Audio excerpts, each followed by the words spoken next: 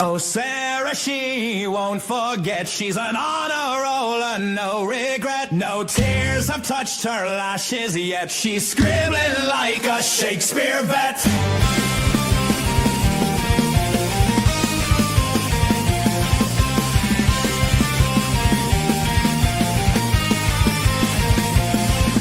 A lawyer came to plead her case, but fled that cell with lightning pace. They skimmed her notes, then left no trace, just vanished from that Boone-shaped space. Oh, Boone, Boone, scribble away 100 pages every day. Your lawyers run, but that's okay. You got cheese and things to say.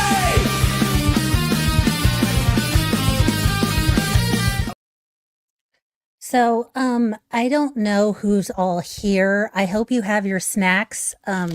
I'm guessing you guys don't have cheese slices, but that's because you're not cool like me. Anyway, I hope you have your snacks. That's what I was told to say. Now, that being said, I don't know how many of you are aware, look it up in the dictionary, but apparently my ex-husband, yes, my ex-husband has decided to try to take me to court yet again to get out of the money he owes me.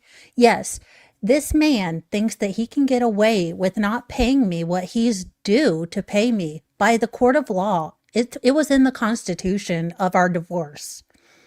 So he's decided that he's going to try to take me to court, knowing I'm futuristically indigent and presently broke, which really is, just upsetting because now he has had me take up the sword of justice by myself. Now, I am pro se, but I know how this goes. And the legal system doesn't treat women like me like we are worth something. But I am here to make pro se work for everyone. So I am sharing my wisdom of how I have responded to every single one of his little comments before we go to trial. Now, he has like all the money and a lawyer and my son who he's trying to, turn against me by telling the truth of my crimes. Like, who does that? I mean, really, who does that? Has he not realized that I'm covered in gold and that God has already forgiven me of everything? It's just unfair. It really is unfair. But let me show you how mean and terrible he is, because I don't know if you guys know this, but social media and, silly YouTubers who like to put on wigs, they've twisted my story. So I had to come here and let you all know myself. Now comes now, pro se respondent, futuristically and currently indigent, Sarah K. Boone, repulsin. Now, I submit my pretrial memorandum forced, yes, forced, by the petitioner's violation of not coordinating the mandatory meeting of attorneys and unrepresented parties as ordered by the court. See, he's already messing up. He doesn't listen to rules. And yet I have to because I'm behind bars. I mean, that's why they don't find my hooch, but you think that if I can get around rules, he does too. It's just not fair. But anyway, he didn't do that on May 29th, 2025. And again, why doesn't he have to follow the rules? It's because he has money and a lawyer. And everyone is out to get me. In partial judgment of respondents' requested sanctions, yes, they should be sanctioned and prosecuted, and feloniously and misdemeanorly too.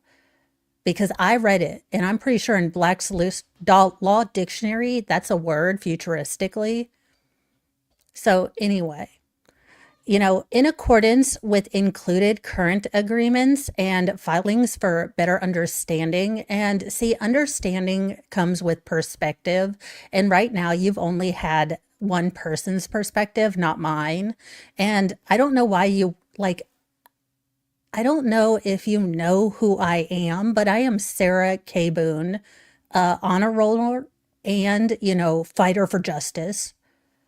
So I have graciously submitted my pretrial memorandum as following. to the best of my ability, pro se, present circumstances, pending, past, futuristic, present, and in accordance with the DeLorean, who may go back 88 miles per hour. So I've got it all covered. Brian, you think you could get one past me? No, I put the DeLorean in there. So now we're going to go over a little bit of things, the marital agreement, the parenting plan, because I have done nothing but be a wonderful and semi-sober parent as always. I am a Christian and it's nothing above the ankle until we're married. I mean, how do you think I got Brian? He wanted to see these creamy ankles of mine.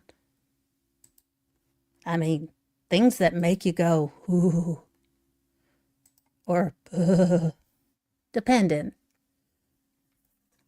But I have some history. We've got some history, me and Brian. I don't know if it's, anything. And then final judgment. Yes, yes, I am, but more like cheese slices into hooch. Not quite fully into my Christianity powers yet, but that's what I'm hoping for.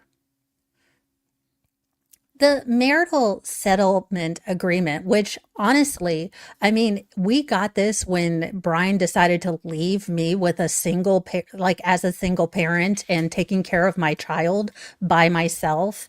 I mean, when I was sober. Page 2, behavior. And I quote from our agreement, neither party shall annoy, threaten, or otherwise interfere with the other party. Now, I didn't interfere with nothing. I was trying to get him convicted of my crime. I mean, I was trying to get him to help me with Jorge. So I can't imagine how anyone would think that I've been doing this, but Brian has, and let me tell you, the petitioner has repeatedly and continuously made active decisions to completely exclude me, the respondent, Sarah Boone, Mother of the Year, like on leap year, like that one day of leap year. But anyway, look, I picked him up like once or twice. I am Mother of the Year. I mean, sober, not sober. I really don't think while we're trying to put a too fine point on it. But let's go. Now, he has been blocking me in my family law case where I am the other party and, in fact, the mother of the minor child in question. I was there, I birthed him, partially sober, as always. So the respondent has a pending appeal, which, first of all, means not guilty futuristically, and is trying to maintain her status with her son futuristically for her release. See, this is what you guys don't get about the, Constitution and Constitution, respectively, is that I said unintentional, and at the end of the day, another judge is going to understand that better than the stupid judge I already had.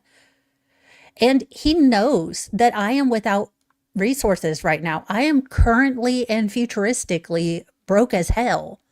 I mean, what am I supposed to do back here? Sell cheese slices? No one wants them but me, and I got to pay a premium for them. So I don't know what he expects me to do, but he continues to, vindictively come after me, cause chaos in my life and my son's life. And after repeated, I have begged and begged this man to stop and just include and cooperate with me. Like, simplify. Just learn more. Like, he doesn't have to be so stupid. I'm trying to teach him. Welcome, mini-me. Yeah.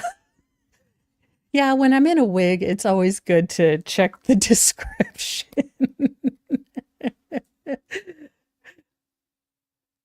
Why is she such a moron? I don't know, but I love how she's always the victim.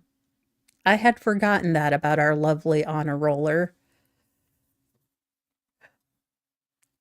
Well, we'll see, because I do have a script and I'm working it out. But we will see how Lori and Sarah as roommates work out, because you'd be surprised.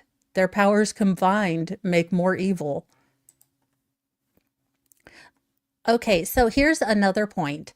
During the respondent's incarceration and presently, right now at this current time, the petitioner has, and I quote, facts and evidence, infrequently answered his phone calls.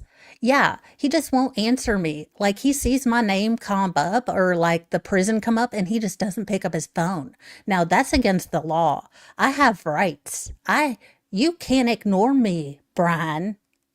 I mean, I saw Fatal Attraction. I felt bad for Sybil Shepherd, so I say if he has a bunny at home, he better keep it quiet, safe for when I get out with my appeal. That being said, he doesn't answer my tablet messages. I have even tried him on LinkedIn. Now, I did get Judson Wilson or Judson, Welsh, but Welcher, but he didn't respond back to me after, he said Alexis could go out into space. So I've been trying to use science too to try to get in touch with him, but no, Aperture just couldn't help me. I don't have 300,000, so I think that was the thing. That being said, I have been here for 5 years. Again, that's like so many days times 365 times 24/7. And he just won't, deal with me, even about important things like our son. And he knows that I have been like an excellent mother forever, like since birth and futuristically. And again, he has said mean, hurty words to me. He has called me a murderer, a killer. He said I was unimportant. Me, Sarah Boone, like the main character in this entire trial. He's like, I was unimportant and dumb and stupid. Can you believe that? And he not only, like, if you could believe that, he does the most incredibly mean thing, which I think is against the Geneva Convention. He tells me to shut up and laughs at me to my face. Well, I mean, my face, like if I'm on the tablet, but my face if I'm on the phone. To my face and my ear hole, laughing. I don't know what you have to do, but I think jail, Your Honor, is what we're going with. And he often makes, repeated efforts to make, communication really, really hard for me. I don't know if you know, but I am currently incarcerated unintentionally and unadjudicatedly. Look it up. I mean, no, what is it? I am adjudicated guilty. It's that other one. Oh, unrighteously guilty.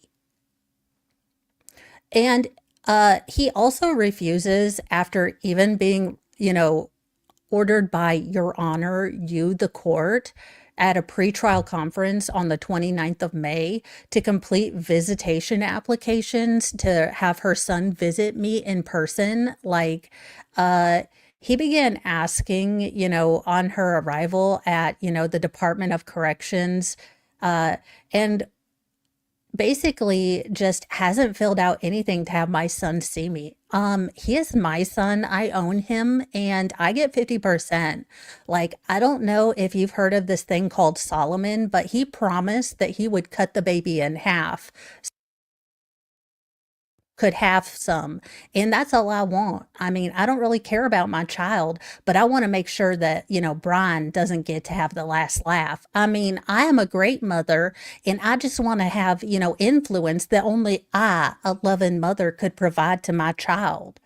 I mean, really, has anyone stopped to think what I feel about this case? How I feel about my, not being able to see my child, how I have been affected by this. I mean, I know that you're supposed to be thinking of my son's best interest, but I'm here for Sarah Boone, because I'm pro se for me. I'm not pro se for my son. I'm pro se for me. Anyway, like, it's just, he is just not. And I have like tried all the time. Like I keep saving cheese slices to give him on like visiting day, and I go out to the picnic bench and he's not there. So I don't know, like Judge Karen, mommy, or whatever, if you can just make him send my son in so that I can get the validation I need that I'm fighting for someone, not myself, but myself. Because, if you take care of you, it's like taking care of everyone else. Have you ever heard that if your cup is empty, you can't take care of other people? And since nobody cares about me, my cup is empty and I can't care about anyone else. Not that I ever did, but I mean, I could. It could happen. He's also lied about, scheduling video, conferences with my child. Again, I own him. I'm pretty sure that's how the Constitution works. And I am not allowed any kind of inclusions like on holiday or Christmas or anything. Or like he'll make this really far-fetched excuse that he's dealing with family on the outside during Christmas and Easter and Hanukkah. Like he has family or friends. I call facts not in evidence, and only adds like enough funds so I can get a 60-second call with my son on a good day. I mean, again, he's supposed to be paying for me. I am his, wife, formerly, not futuristically or currently, but formerly, and he owes me. He scrapped my vehicle without lawful law permission. Like, I think he could be arrested. I'm pretty sure that's grand theft, felonious, felony against my car. So, I'm just throwing out like I don't want my son to lose another parent to, but I'm going to be getting out of prison shortly. So when his dad goes in for, breaking my car, uh, you know, we'll just do the same that he's done to me, of course. He also auctioned off my storage unit. Again, I have heirlooms. I have my old Beanie Babies. There was a Princess Diana one in there. Yeah, I know. Candle in the Wind. He done sold it. And my Pokemon cards and my vintage collection of Mad Dog 2020 through the years bottles. Do you know how hard it is to find a 1920 mint condition Mad Dog 2020 bottle? How am I going to fix that? Yeah, so basically all of my multi-generational legacy that was supposed to be, handed off to my son futuristically to utilize, it's gone. Now, our subsequent divorce, as you can see, it was not my fault. I don't know. I'm guessing, the petitioner just had a bug up his ass or something. I don't know, because I was a good wife. Now, according to our agreement, he is, supposed to have been paying me my alimony. It was supposed to be, current and effective,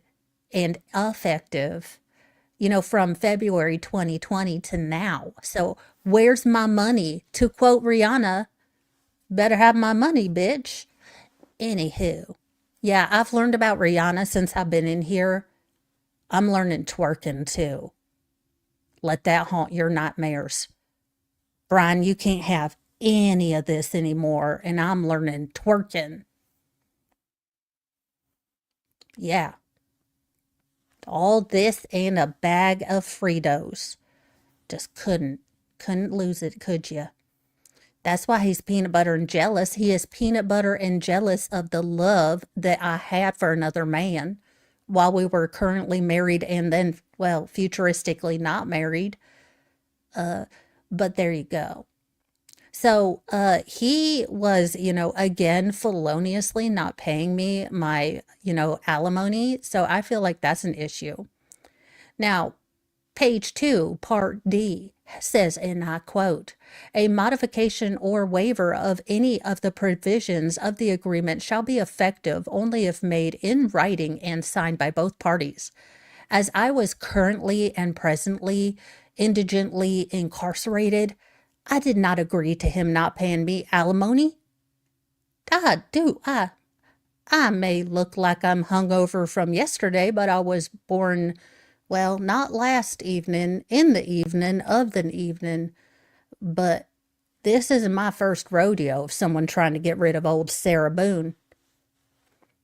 So, again, Your Honor, I think we have felonies here. And on page 1 and then number 3, my agreement and parenting plan were both, currently going. There is nothing in that agreement plan that says I had to stay out of prison to get my alimony. And I was never permitted at the court at any time. He was never, and I quote, never permitted by the court or God or Jesus or Michael Landon to stop paying my alimony. So, no. Now, page 4, B, the child or children. Parenting plan. Active without modification during the respondent's incarceration from 2020 to present. Yeah, that's right. I haven't changed one single sentence, Brian. So, it ain't fair. It ain't legal. We don't even have to spend more time on it, honey. Because I didn't agree to nothing. Parental responsibility and decision making. See, this is the thing he doesn't get. I will always be that child's mother. And I don't care, but I'm missing my child. And not for 1 second am I going to put his needs first. Oh, hell no. He's mine. And this is what I will say. Now, shared parental responsibility. A quote from our, agreement. It is in the best interest of the child and parent to confer jointly and make all major decisions affecting the child's welfare. Now, major decisions include but are not limited to education, healthcare, religion, and extracurricular activities. Well, let me tell you what. Well, first of all, 1, this plan doesn't give the right to or stipulate incarceration or exclude or alienate either parent, which the petitioner has continued to try to do to me. The other parent, again, the mother of the child. Respondent's incarceration absolutely does not define me as a human being or a mother, the best mother to my son. And regardless of location, I should be included in my life or in my child's life wholly and foremostly with the child wanting me in there. I have talked to my child and he desires me to be his mommy again. I was never not his mommy except for what Brian wouldn't let me do. He wants his mom. I mean, he wanted me a lot when he was younger too, but I was nearly passed out most of the time. But you know what? He doesn't remember won't hurt him. Not to mention, I encourage and I believe in him. I uplift him, which, no parent or other person should have the right to remove all that I give to Lucas. My inspiration, my story has got to inspire him every day because I know it inspires me to continue to fight on. I'm also like a source of betterment for the minor child. This bitch actually wrote this shit. You have got to be kidding me. No matter how or where I am. Oh, the Delulu is strong. B. Respondent motioned the court for a guardian ad litem. I need the guardian. I'm pro se over here, but everyone's just thinking about, the child. Be appointed to further approve her efforts and the child's pursuit of wanting, maintaining, and building their appropriate loving relationship. Yeah. Ugh. See, I am doing everything I have the ability to, both ceaselessly and in my very best attempts, to make my genuine love and significance and care that I have for my son, who both agrees, validates, and reciprocates all of those good, positive feelings towards me. Again, despite obvious and continuous hindrances from, Brian. My child is very aware of these overall, shenanigans done by his father, especially, the desire that he has to see me in person. I mean, because again, who wouldn't want to see all of this in a bag of cheese slices?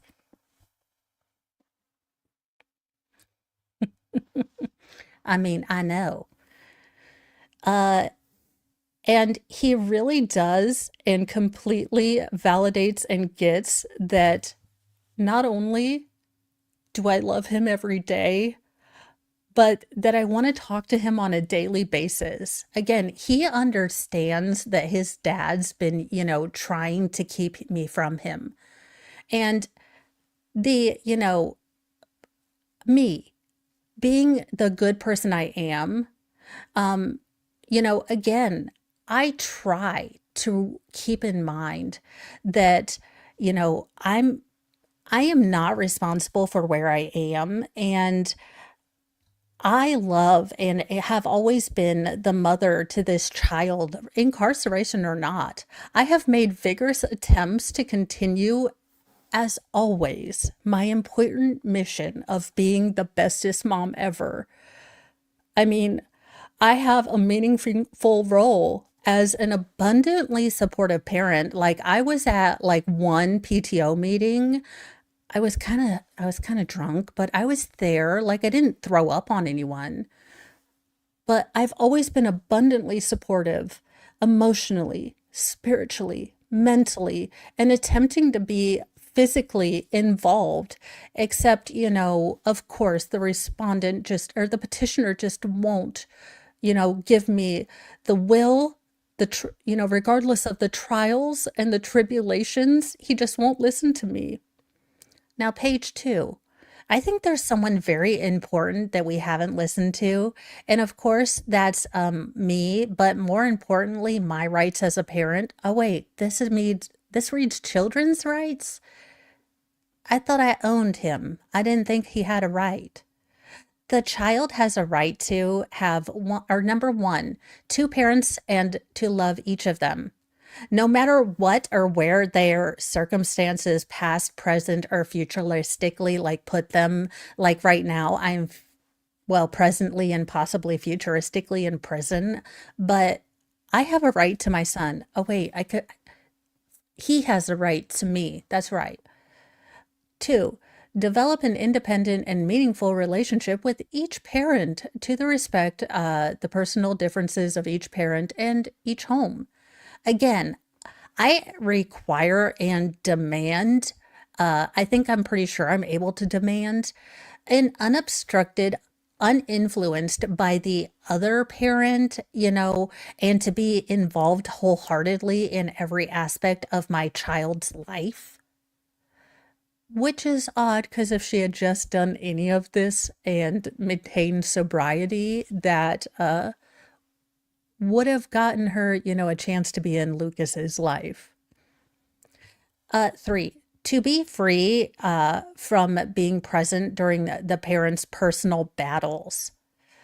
Um, I don't have any personal battles except with the justice system, because I've been forgiven. And if you don't know, then maybe you need to see my, sentencing speech, because I've forgiven all of you and I have been dipped in gold. Yeah, and let me point out that, Brian continues to like verbally make fun of me and embarrass me when I try to contact him to discuss very legitimate and necessary concerns about myself. I mean, our son. Four, enjoy the mother's family or learn about the deceased, which he could if he were allowed to visit me and my storage unit containing all of my heirloom, Winn Dixie cups and, Well, Mason-Dixon jars they were just lost. You stole them. You stole his history. How is he ever going to learn about the great Polson name? I will get those Reader's Digests back. I will get that TV Guide, collection back. Number 5, to see each of the families as different from each other. Well, holy shit, let's hope. And not have the differences referred to as better or worse. It's not really subjective or objective. It's just clinical to hear, Sarah. You're worse. The petitioner always slanders my family, like even the dead ones, in not calling them country club members, having minimal income and other circumstances that he doesn't know anything about that have been twisted by the media and the YouTubes. And the minor tells the respondent, I know everything. 6, to not hear parents speak ill of each other. No truthful facts are allowed, Sarah. It just happens. And subjectively, objectively, you kind of suck. Nor to have to hear about the difficulty of the other parent. Sure, Jan. Again, he calls me a murderer and a killer while laughing at me and lying to me and saying these things when I haven't had my appeal yet. So have I really been, convicted if I haven't made my appeal yet? The answer is no. I'm pro se. I should know. 7, to see his parents being courteous and, respectful to each other. Again, Brian continues to uphold, regardless of the undeniable, respect that I've shown him, the absolute respect of trying to get him to come help me with my life issues so I could be out in the, outside taking care of my son as I always did. I tried to respectfully get him to come over and take the rap for me, but he didn't. Anyway, I have I don't yell. I am a very calm person and I'm learning to deal with my past hurts, but he just won't let it lie. I've already said sorry and forgiven myself. It's just not fair. He keeps calling me a murderer and I'm pretty sure that's not even true until I get through my appeal. Number 7, to see his parents being courteous and respectful to each other. Well, Sarah, you lack the ability, just like the ability to remain silent. You have the right, just not the ability, just like your child should have the right to expect you to not be a monstrous thunder cow. But you want to make it all about you, so let's continue. As always, I have tried to uphold, kindness and respect. I am a very kind person. I don't know if you guys know, but I'm a Christian. And also, I had to take a stupid divorce class, during the aforementioned and post-dated, previously aforementioned, divorce. We all had to take these classes and I learned how to respect that I'm gonna get and do what I want. Page 3, information sharing. To quote our agreement, the parents shall cooperate with each other in sharing information related to the health, education, and welfare of the child. Both parents shall have equal and independent authority with regard to the child's educational, emotional, and social progress. Page 3, scheduling. Number 1, schedule changes. Quote, a parent making a request for a schedule change will make the request as soon as possible, but no event except in cases of emergency less than 48 hours before the change is to occur. That's what it's supposed to be. Now, I don't, I don't get any advisements, not even a damn post-it note of anything, in any manner. I don't know of any plans, any changes, what he's doing, vacation, school, doctor's appointments. And this is after I have repeatedly requested to be included about everything, uh, and or just bothering Brian. But I can do both. I can multitask because I am an honor roller. Time sharing schedule. Time is time. Jesus, Mary, and Joseph, what is this? And regardless of how it is spent or where it's spent, regardless of like telephone, video visits, or in person.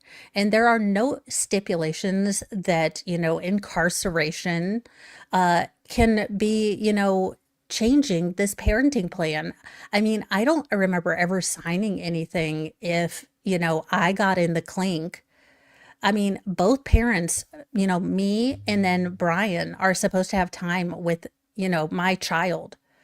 And I have, I have not been able to have any time on any holidays and, barely been allowed to have any time that isn't uncomfortable or extremely hard for me to deal with. Like, again, has anyone thought about my feelings in this? And it's really inconsistent. I mean, it's just not fair. And again, I have made repeated requests, and my son has, been asking too. I mean, I'm pretty sure I don't really talk to him or care. I mean, I do care, but mostly so I can just stick it to Brian. But, Brian just continues to intentionally and intentionally.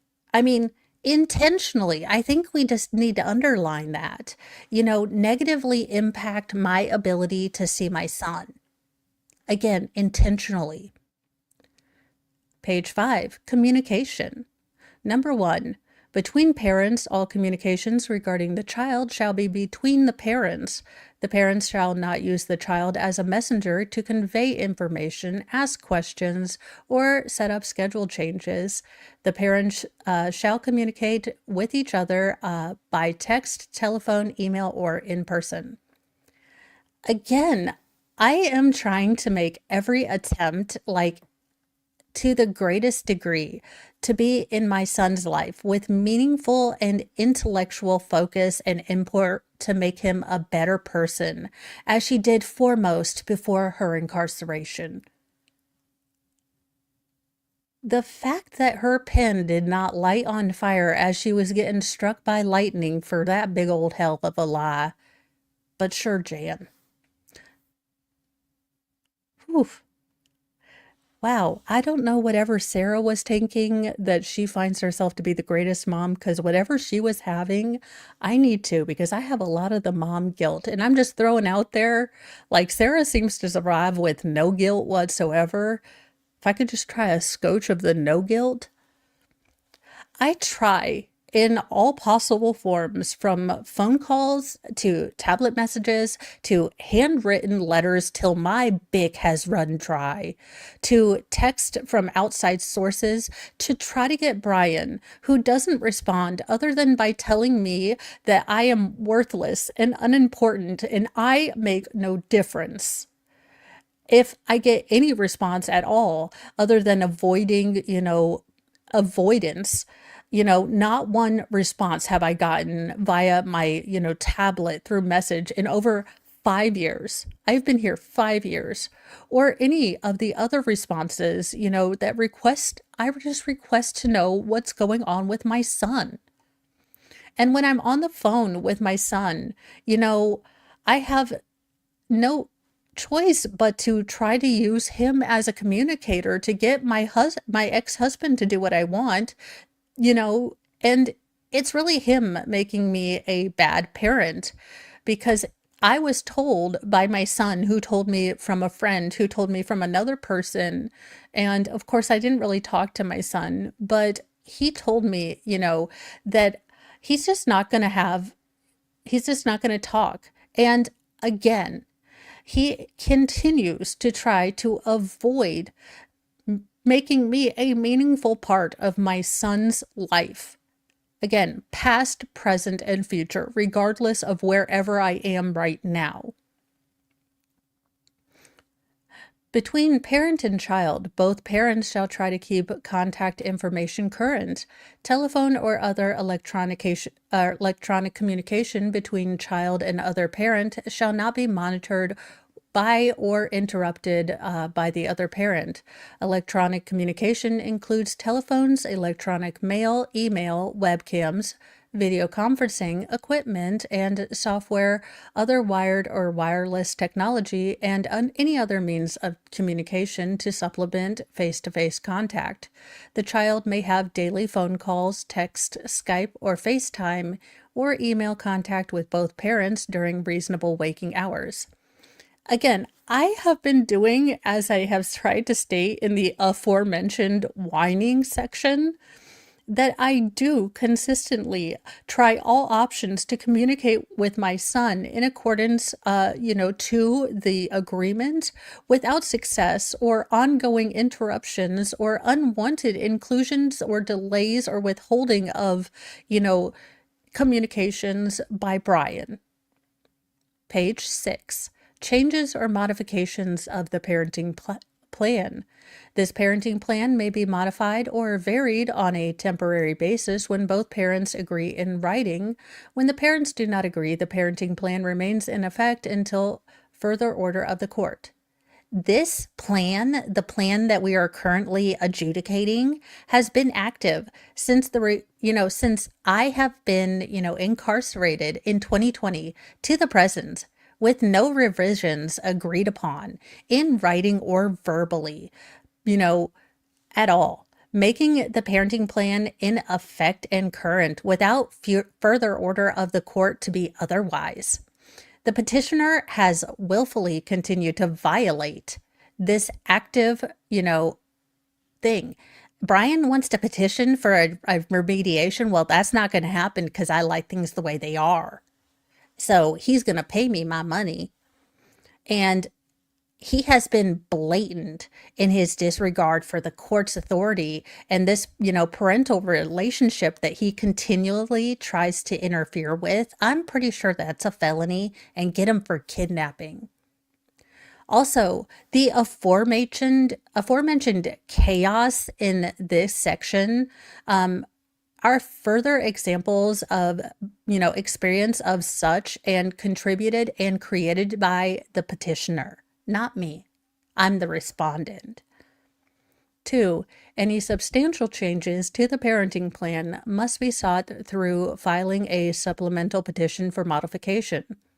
The petitioner's petition was not granted in court and is awaiting judgment since it's been filed in 2022. So again, felony, contempt of court. 6. Relocation. Number 1, any relocation of the child is subject to and must be sought in compliance with State Statute 61.13001, Florida statute. Again, I am agreeing that, I gave permission to move permanent location to the petitioner and the son. So I can be flexible too. He can move wherever he wants. He just needs to make sure his check ends up at my address. 6. Disputes or conflict resolution. Number 1, parents shall attempt to cooperatively resolve any disputes which may arise over a parenting plan. The parents shall use mediation or other dispute resolution ethics and assistance, such as parenting coordinators and parenting counselors, before filing any court action. Again, I have consistently and patiently and in every matter tried to cooperate with Brian and his counsel in hopes of, mutual fair resolutions for myself, my son, and the court. But instead, there is ongoing exclusion, mass confusion, untruths, and obstacles. I have attempted to request mediation on multiple times, and presented other resolution methods, including and simply by speaking on the phone to Brian, who has and still refused/refuses to do so in avoidance of, any further filings by either party. Brian and his lawyer also avoided and ignored the court's, uniform order to schedule and participate in meeting of attorneys and unrepresented parties, which could have and should have resolved and narrowed so many of the little items that he's so worried about, to be discussed in this now new proposed trial. Foremost and aforementionedly and priority is again the continued blocking of my parental relationship, which should be unhindered and encouraged by Brian. He should want me to be, the best mommy I can be. So there, Your Honor, think of that. Number 2. In the petitioner's pretrial memorandum, page 4, he denies the respondent's ability to exercise any meaningful parental role due to her incarceration. This is an inappropriate assumption, again, without merit and untruth, along with many other attempted slanderous remarks in hopes to avoid the truth of, Brian's own faults and violations throughout this case. Now, one obscure moment does not define. Did this bitch just say that her murder trial and conviction was an obscure moment? I'm just making sure I'm following this in the land of Delulu. That I haven't, all the hairspray that I put on this wig hasn't sunk through into my brain. Are you insane? Obscure moment? Okay. This is Sarah's words. Okay, one very small, obscure moment doesn't define me as a whole. And all that I do, all that it does mean, in fact, is that, her son will eventually have to come see me in, the jail, and he is going to be aware of my sincere efforts to represent myself against, his dad, both honestly and definitely. I will always be meaningful and important to my son, no matter where I am or how hard Brian and his counsel try inappropriately to prove otherwise. And meaningful does not mean with money, which which Brian has an abundance of and is confessing otherwise. No, after I was married to him and his family, you're not married to his family. You married into his family, but you wouldn't be married to his family. You do realize you marry into a family and you don't marry the family. But far be it from me to tell Sarah anything. And has known them for 3 decades. Okay, so he's lying. He's a lying liar who lies. And meaningful means acknowledging, encouraging, understanding, listening to, believing in, making stronger and more beautiful, foremost and above all. Meaningful means love, which, I ceaselessly and immeasurably will always have to wholeheartedly provide my son. And it's priceless. And no circumstance, agreement, or modification in a lifetime will end it. Now, Brian failed incredibly to provide the necessary attributes to me during my marriage, which, helped immensely towards my inevitable leaving his ass. He is refusing to acknowledge that all the things he did wrong. I mean, he's not even putting in a real and fair accurateness of what happened. He will not admit to any of, his badness under oath, and only attempts to mutate my character integrity. And he knows who the real and true me is, as his former best friend and lover and mother of his child. And I mean, he knows the real me. Not to mention, look, Sarah Boone, also the mother, I am avidly striving to and will continue always to pursue to be even more meaningful to my son in continued hard fought efforts to see him in person, while I am temporarily located at DOC in the meanwhile of my appeal, aforementioned and, unadjudicated as of yet, my release, and every other positive aspect that I have on my horizon. How much, y'all, is she seriously making hooch out of this? Sarah, you done been convicted. I don't think an appeal's going to get you out of second-degree murder. It's almost like you should have taken that plea deal. Eh, all right.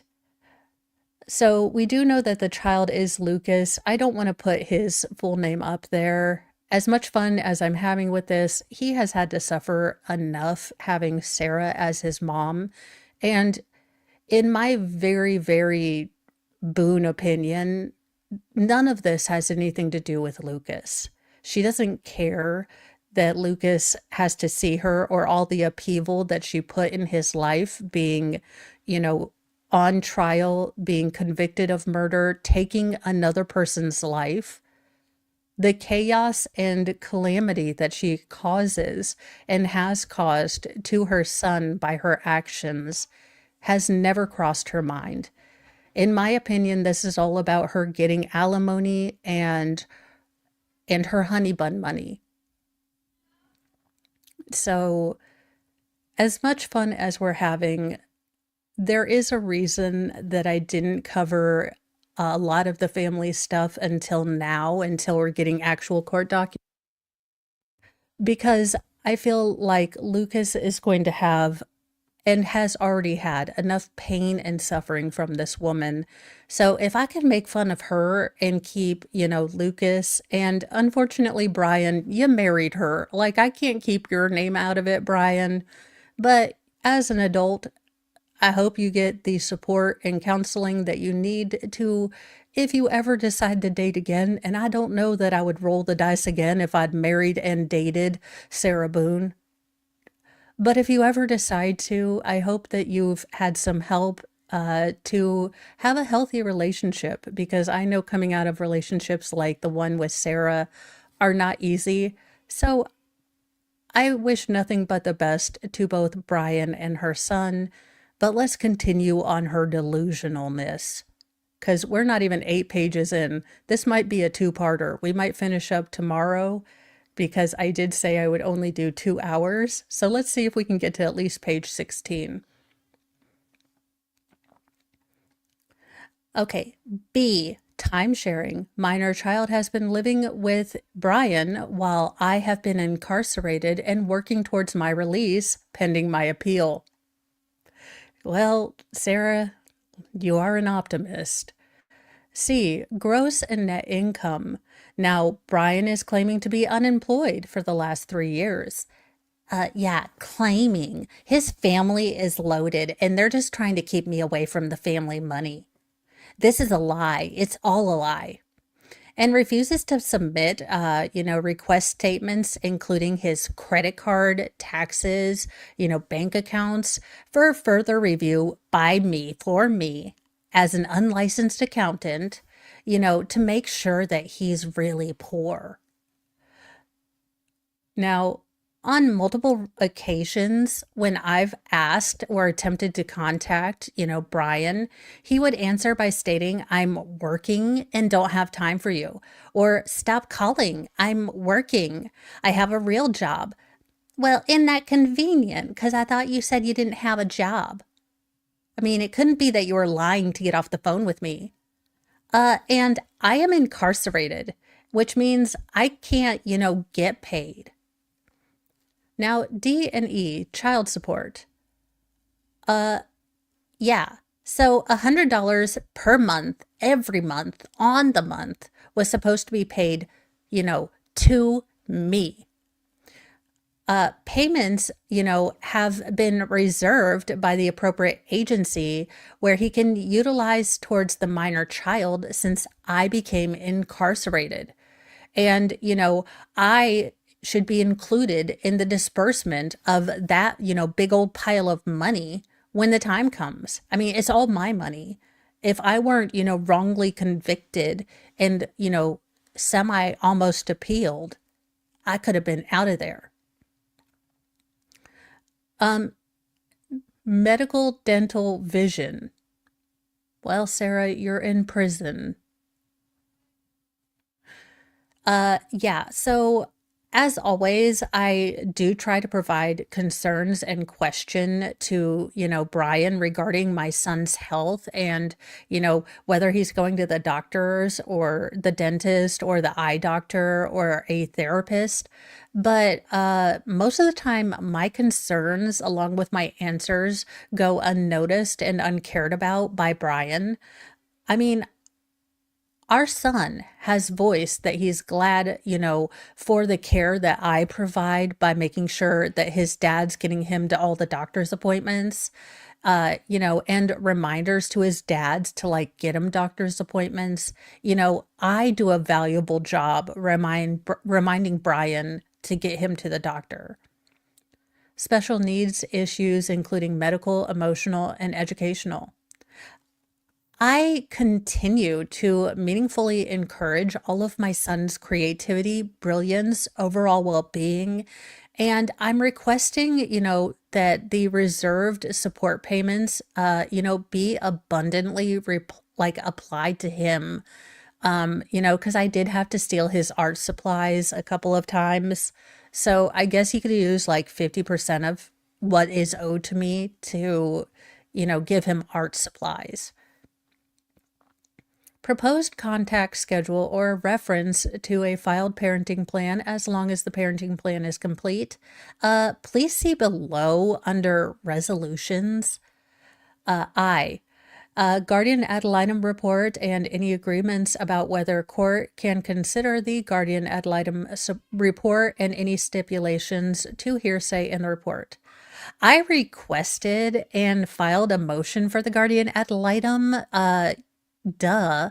I mean, she would be able to, of course, see the whole story and realize that Brian is lying. And, she could, of course, the guardian ad litem will prove that I am a meaningful, abundant, courageous, positive influence on my young son. And she would also be able to, witness the continued verbal abuse, lies, hindrances, and just all around shenanigans of Brian. I also wanted to, include her so that my son would be able to discuss, prior with them, like what he wants and such, because he was saying he wanted to do like his own research and he's a little like pro se attorney in his own right. I'm so proud following mommy. Okay, Sarah, I just want to explain to you that your son is at an age where the court is going to take into account what he wants. And while you give lip service to you being an abundant, positive source for your son's life, I haven't heard anything sacrificial in any of this. It's all about what you want. You want your son to be there when you want him. What if your son doesn't want to be around you? What if Brian takes the heat because he knows that you're going to yell at your child if he even, brings up the fact he doesn't want to be around you? Ever thought of that? No, because that would be, taking another person's wants and desires, into account. Reference any stipulations not included above. Again, as always, Brian has implemented, proposed stipulations. Again, because this is all happening because I am in jail. There's nothing else about it. It's just that I'm in jail and he is mad that I picked Jorge. This document has no judgment to date and is ineffective. So basically, he's just doing what he wants, following by his own rules, and I'm pretty sure that gets you in jail, doesn't it? Now, by taking control of this case without proper proceedings or permissions by the judge, he again made it unlawful and put an an unfair playing field for me to historically try to get through and throughout.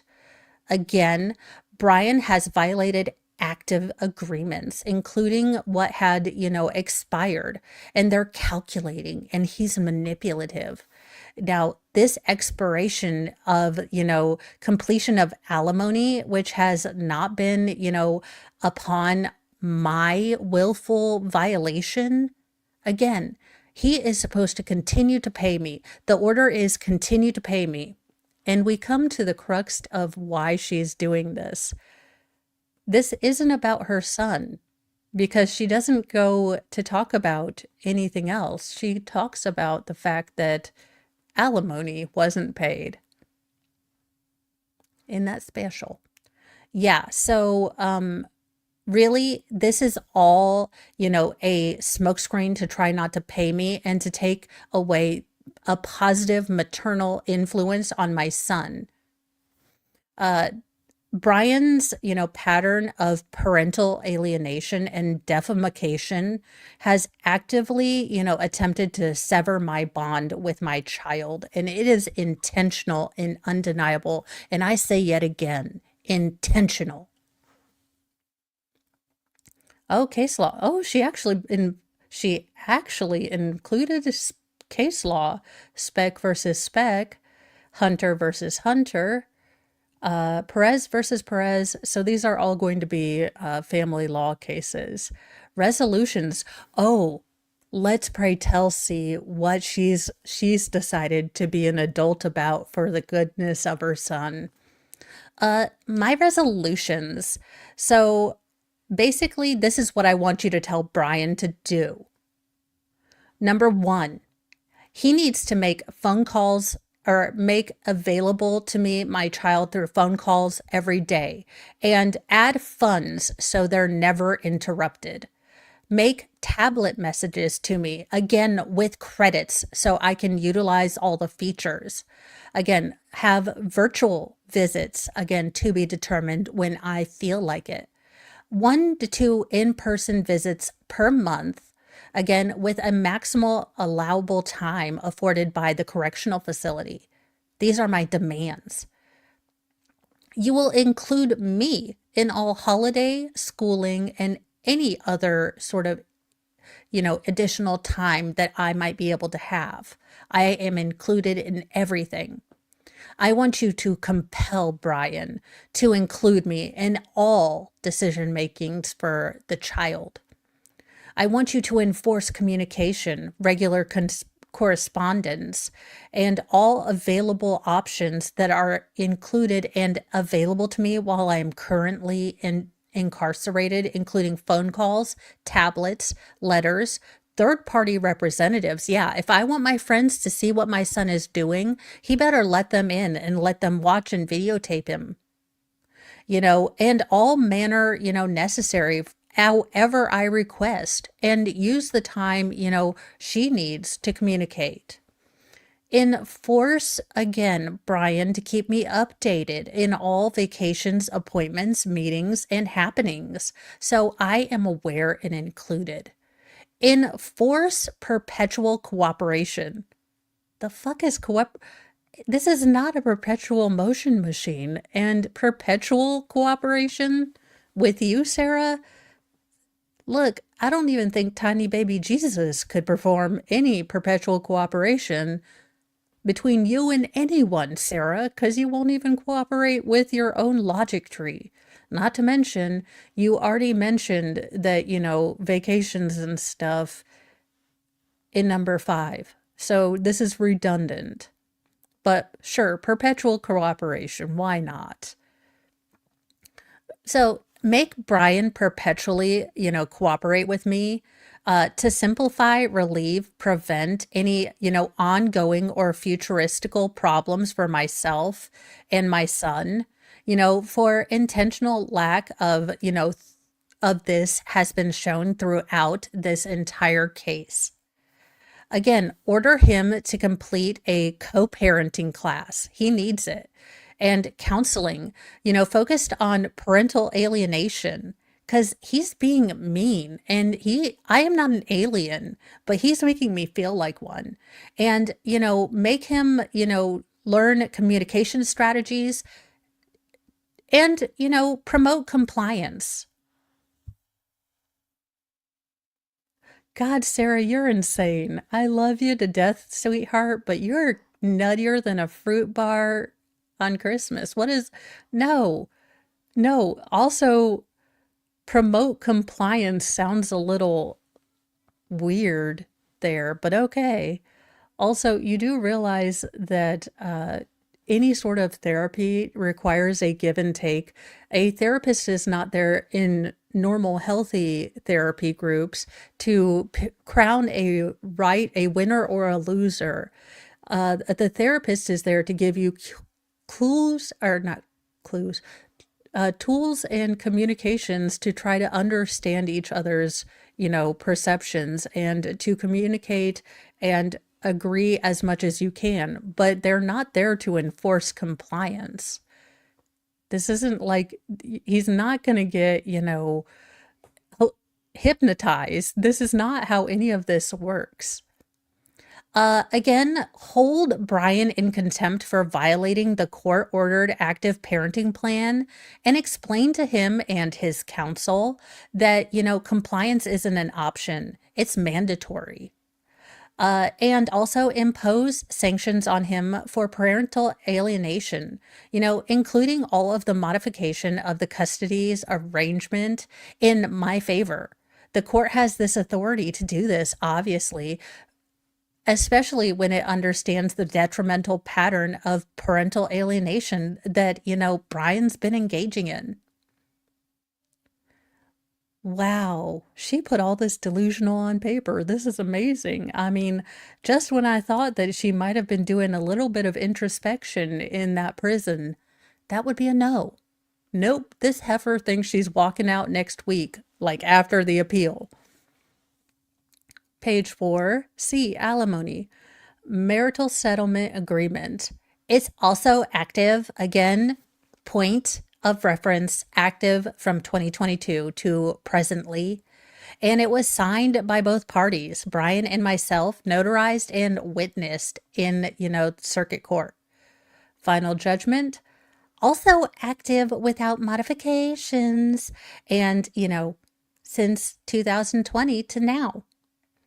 Page 511 and 3 to 8, beginning May 1st, 2018, and continuing on the first day of each month thereafter, husband agrees to pay wife the sum of $1,000 per month.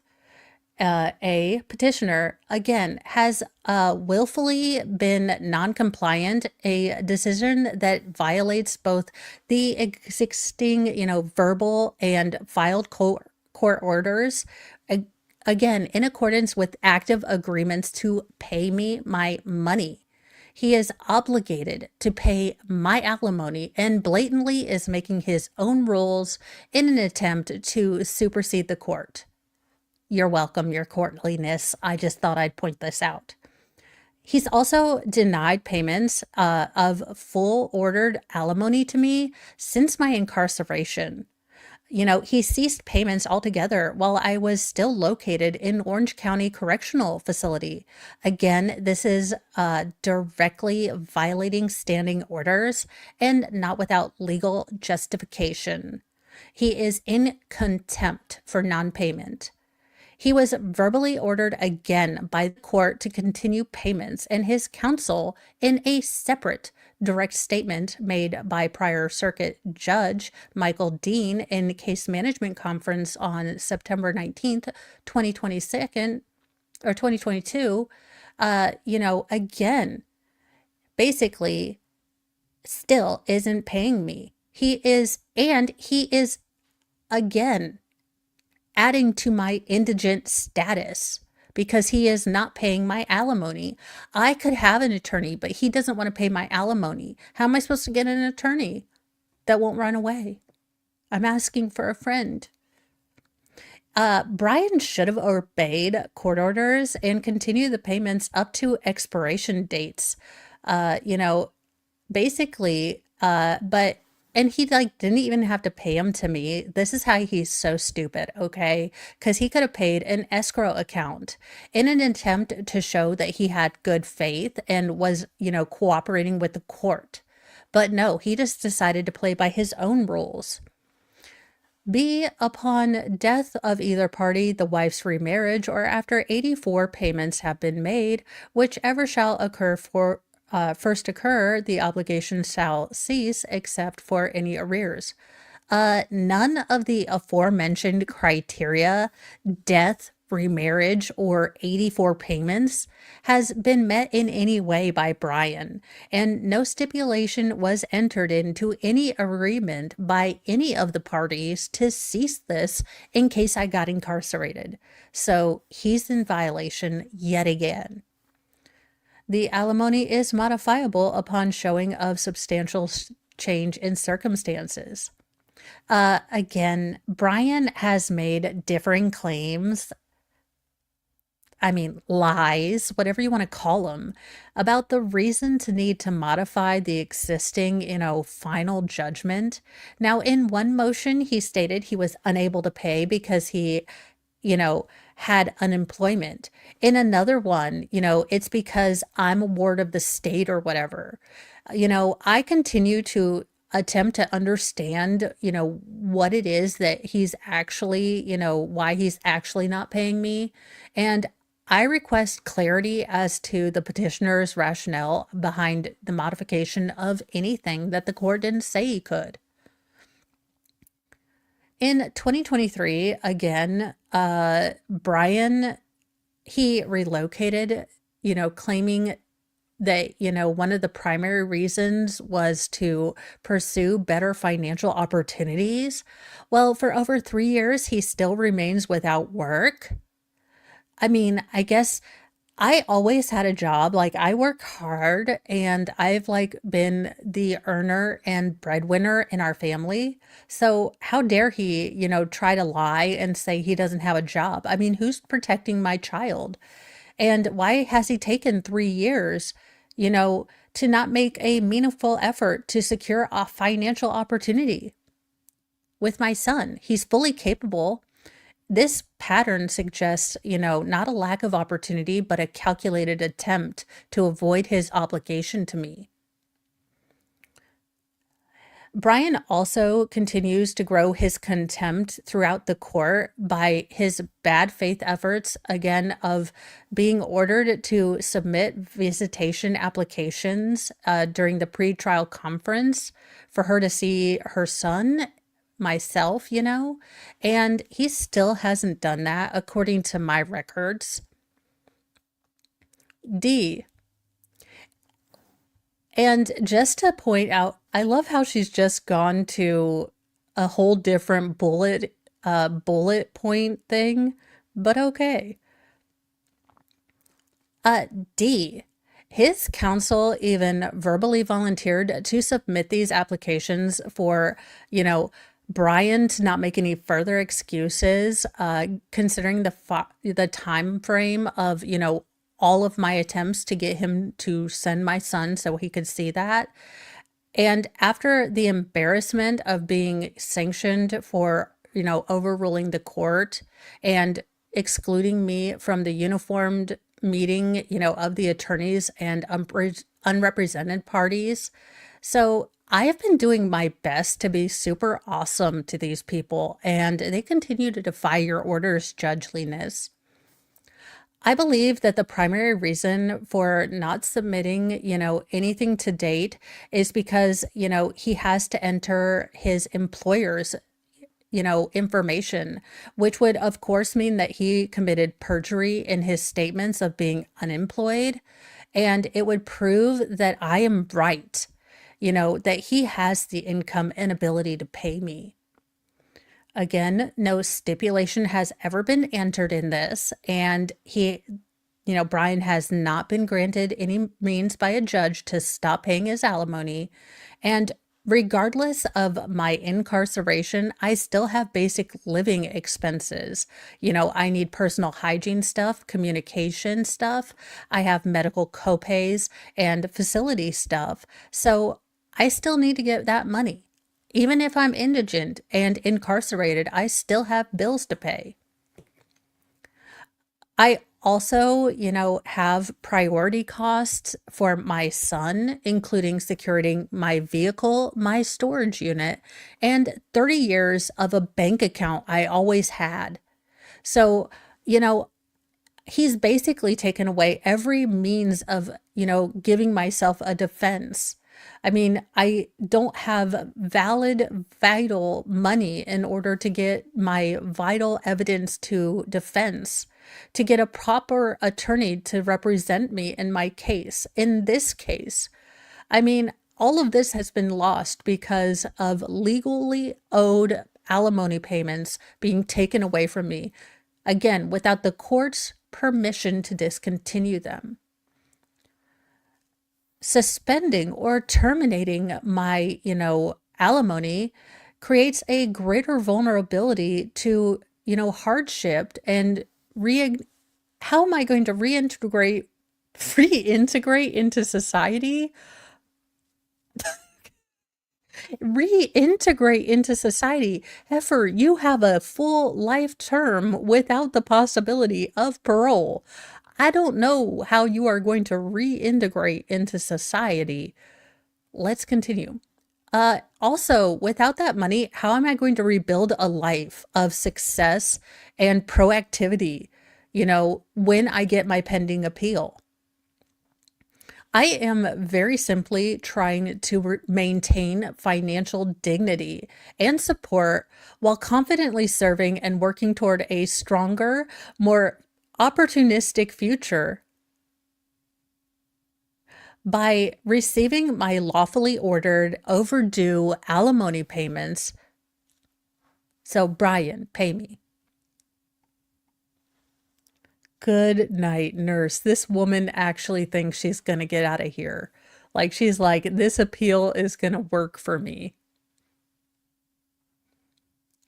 I have y'all, I have no words. This woman is nuts. Resolutions. Now, I maintain that my incarceration should not justify ending or reducing my lawful entitlements to alimony, which, again, for the 19th time, Brian and his lawyer have been using as a means to deny my access to justice. I mean, Brian fails to demonstrate any substantial change in circumstances, refusing to submit any requested financial documents to myself or the court, tax returns, which would identify past employers that he's claiming not to have, or any other forms of income. He also committed perjury by telling the court, that he was going to submit documents and he didn't, such as his financial affidavit, which doesn't, match up with his regular spending habits, and I would know, like alcohol, cigarettes, video games, entertainment.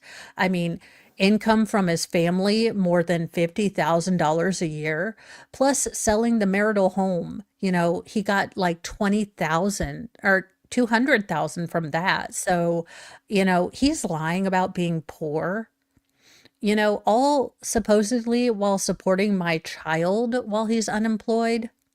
Doesn't make sense, does it? So I humbly, or bitchily, request the court to compel the petitioner to provide the reasons for his unemployment for over 3 years to the presence with having the ability to work, and explain to the court how that's not deliberate. Explain to the court how, his livelihood income, was unemployed, and how he was supporting my child over the last 3 ongoing years. Present any evidence of permission given by the court to either terminate or reduce his alimony payments. Specify any single reason for the modification and why it was not determined and continued throughout the process of this manner, and to lawfully allow, myself to correctly identify and respond in my rightful defense. In addition, I respectfully request that you sanction Brian and his counsel for their willing violations of court orders for the alimony payments and, active agreements undermining my authorities, and, show them the consequences of their ongoing noncompliance. And enforce the original alimony obligation, regardless of however, Brian is struggling, if he is unemployed.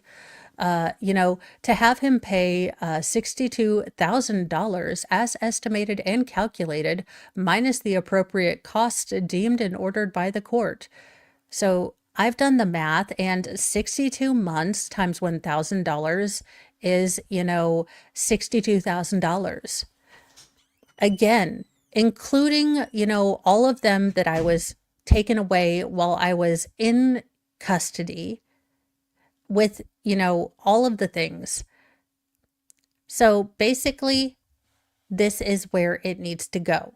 All of it needs to come to my account. So I will be given all of this money up until, 2025. So I should have all of this, 84 payments. Sure. Hold Brian accountable for the interest that has accrued as a matter of equity, law, and appropriate authority. Florida law imposes interest of unpaid child support and alimony at a statutory rate. As of July 1st, 2025, the interest rate for unpaid support is set as 8.9% per year and may vary annually. Now that's for support. Alimony is a different thing, my guess is. Interest begins accruing on the overdue balance as soon as a payment is missed, and means the longer arrears go unpaid, the higher the balance grows due to compounding interest. In many cases, interest can become a significant part of the arrears balance, so it's important to address unpaid support as soon as possible. 9.8% insurance times 62 months, or the amount of her incarceration, that would be $5,518. Brian, I will pay you $5,518 if you burn the $518 right in front of Sarah Boone's face. As always, I'm requesting $300 be deposited in my DOC account on the 1st of every month until all of my debt is satisfied or other arrangements are made by you, the court.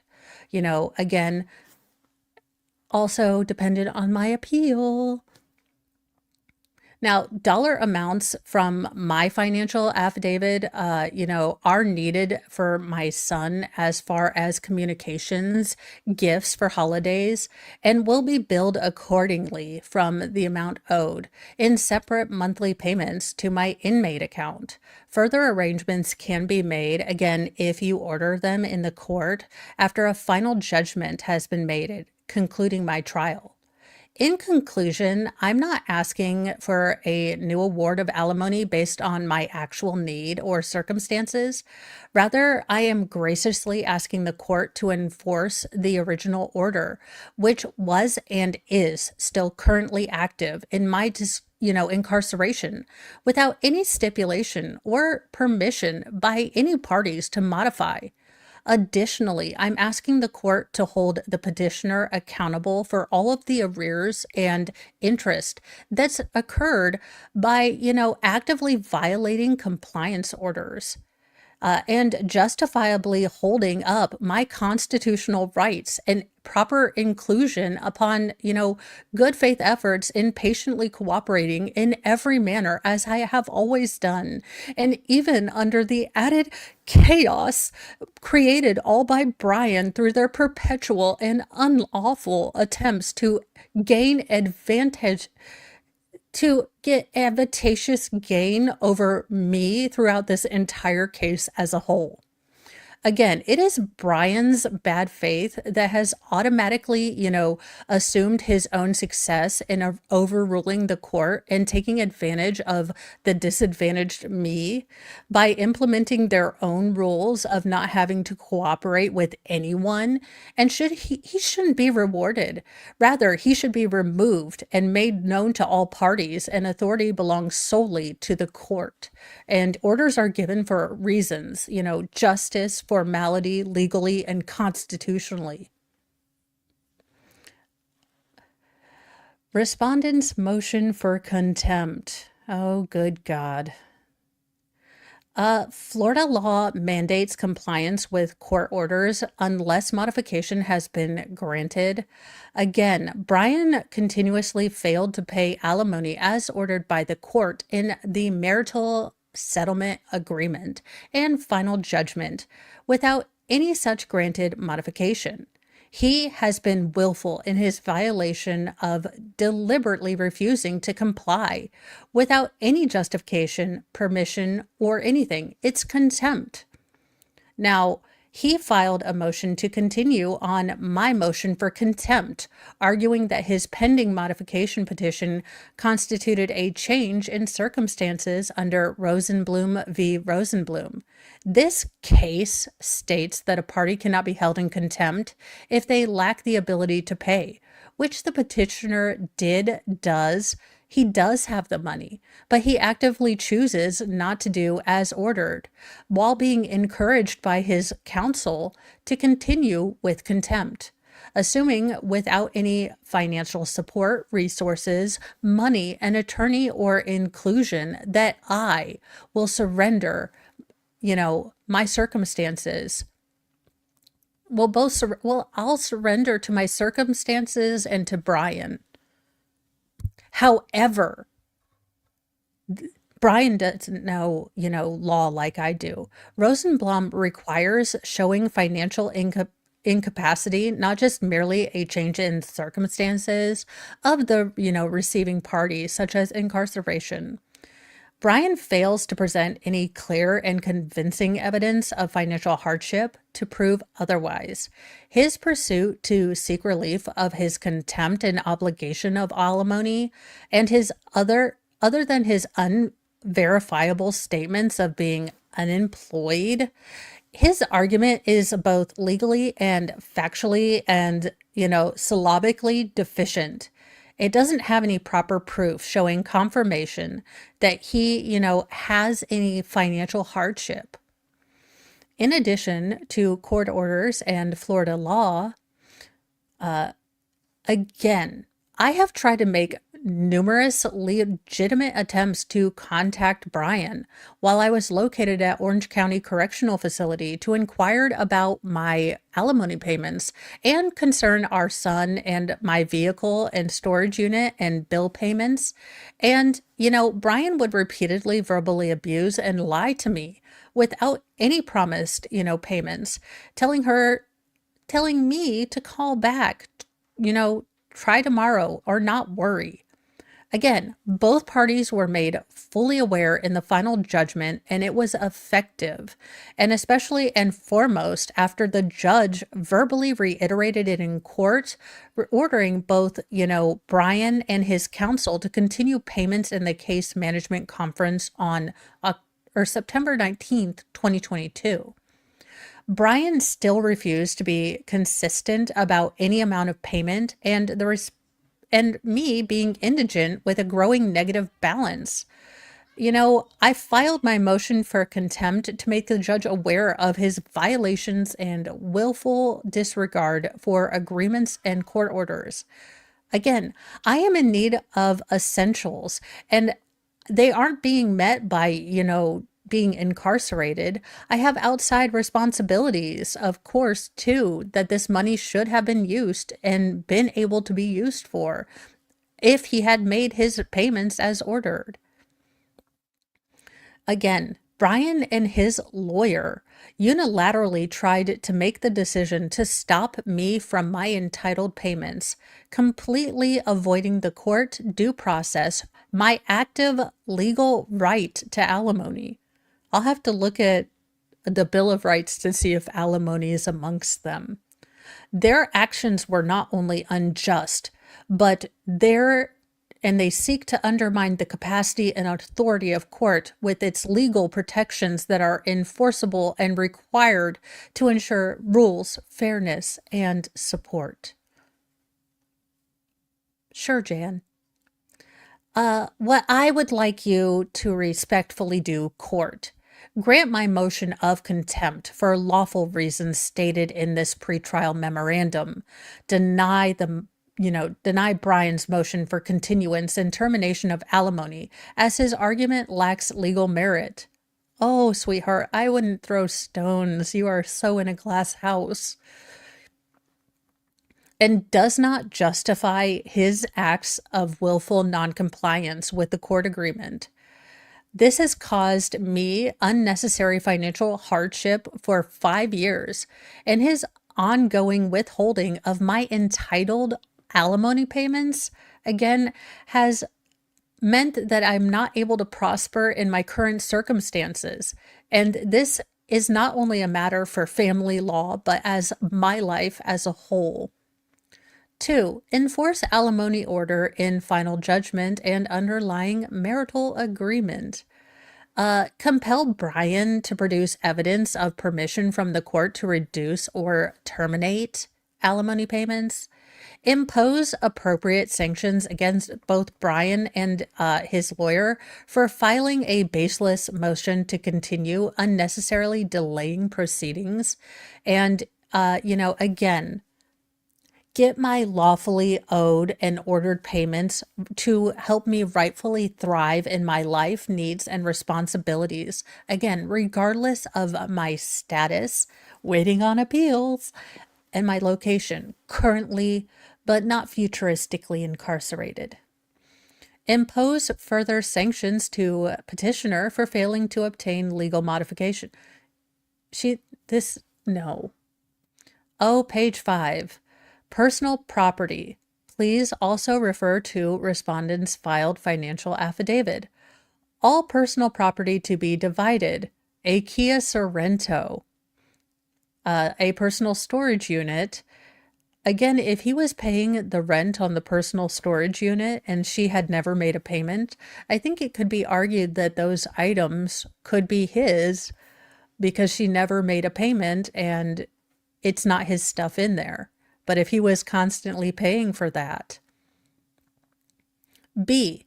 The state suggested deposition of all the property. Immediately upon my incarceration, the petitioner, Brian, took possession of my vehicle. Wasn't he also paying for your vehicle, you idiot? At the sheriff's office and secured it at the marital home. After verifying the placement and safety, he verbally promised me to manage it, and again, we both agreed mutually upon him taking full responsibility of my property while my case was in progress. He promised also to coordinate a storage unit where all of the stuff from my house would be put.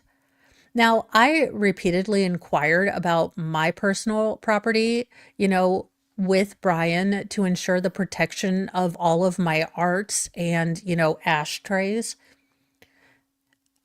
And, to ensure like extra protection, for my Hummels. And Brian refused. He refused and he wouldn't cooperate. Again, he is obligated to pay me and he should have done everything I told him. Brian would continuously tell me, like, not to worry. I have things covered. Nothing's going to happen to anything. I'll take care of all of this. When I would ask about the status update of, saving my heirlooms and my generational legacy for my son, I'm just going to throw out there that your legacy is one of alcoholism to your son. And the way you made your parents sound, I don't know that there's also any legacy, one of theirs, to go to your son. But far be it from me to erase your generational legacy. I felt that Brian was being untruthful about, all of how I was all of my stuff was getting taken care of for the aforementioned years. I mean, he didn't coordinate turnover of my keys. He didn't coordinate turnover of, keys to the storage unit and information with my brother. Again, he didn't do any of this for my peace of mind. Now, after I repeatedly, expressed concerns and didn't get any response from, Brian to acquire all of my personal properties, basically, Brian said and lied that the keys were lost in the mail. Again, why do you need your car keys or the storage facility keys when you are currently incarcerated? Not even sure you can have keys while you're incarcerated because it might make a shank. So, again, since the last statement by Brian, I have tried to utilize all of my outside, resources to locate information on this case and, filing of unlawful disposal suit from him, again, because apparently he scrapped my vehicle and he sold my storage unit because of abandonment. He didn't pay it. So now all of my, family heirloom are gone. Again, I have made every effort to try to save my personal property, my heirlooms, to get answers, to try to give Brian a bunch of solutions, to get this stuff taken care of and to have it protected until my appeal and I can get out. But he always lied and said he would take care of it, but he didn't. He just let it rot. He gave it away. He had the legal duty to inform me before abandoning or disposing of my property. Now, I have valuations of everything, but for my Kia Sorento was $75,000, sure. So basically, it's anywhere from $8,400 to about $7,580 that she believes she should be owed. Now, for the storage unit, an estimated value of irreplaceable contents to include antique jewelry. No, antique jewelry and furniture would have been sold for the first time you wanted some more booze. So miss me with that, Sarah. I know what addiction looks like. And antique jewelry would not have lasted beyond your first need to get another bottle of booze that you didn't have money for and you couldn't get money from Brian out of. So nice try. But $10,000 is allegedly how much? And for resolutions, I'm requesting that either I get my personal, property returned to me, or the amount above is given to me immediately. Page 6, G, attorney's fees and cost. I continue to understand or try to understand my position of defense against Brian and his request to change, all of this and then charge me with attorney fees. Again, I don't have to pay for his attorney because he's the one that did this. Again, all of this is resulting from chaos created by, by Brian, not my criminal conduct. Again, Brian and his counsel did not ever attempt to come to a resolution of these issues with the former wife, me. Again, they didn't file a contested supplemental petition for modification. And again, I didn't sign the joint stipulation. Now, this supplemental petition to modified was received via a summons with me, with no other correspondence or any kind of, anything provided that suggested to avoid, cost incurred by Brian filing this. So I just, don't know how much he's going to lie to the court, but this is not true. So, to clarify untruths for the court to fully understand their self-inflicted cost and confusion, the timeline is as follows. February 18th, 2022, supplemental petition for modification of final judgment generated by Brian's counsel before Joshua Marital, signed by Brian. April 12th, 2022, summons sent by, Marital to process server for scheduled delivery to Sarah, me. And what it was included was a notice of appearance as counsel, so Josh, supplemental petition for modification served 2 months after originally signed by Brian, joint stipulation for modification, and uniform child custody jurisdiction affidavit. April 21, 2022, summons received by process server to be served to me. April 22nd, 2022, summons and inclusions for delivered to respondent at OCCD. May 1st, 2022, my answer to the summons as sent to the petitioner as instructed. May 16th, again, my answer filed with the court by Brian. July 5th, Brian's correspondence attempt to me to schedule a mediation in our petition to modify as required under Florida law. July 17th, 2022. Brian's answer and transparency my answer and transparency of correspondence in confirming that I want to participate with concerns.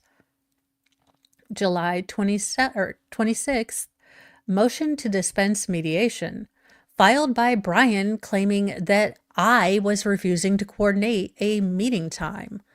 Again, I didn't hear anything for this motion, and I wasn't included or able to defend myself against another refusal, not by my choice, accusation made by Brian and his lawyer. Brian is accusing me of refusing to sign a joint stipulation that was served over 2 months after it was signed by him. Well, Sarah, no one really wants to go visit you in prison.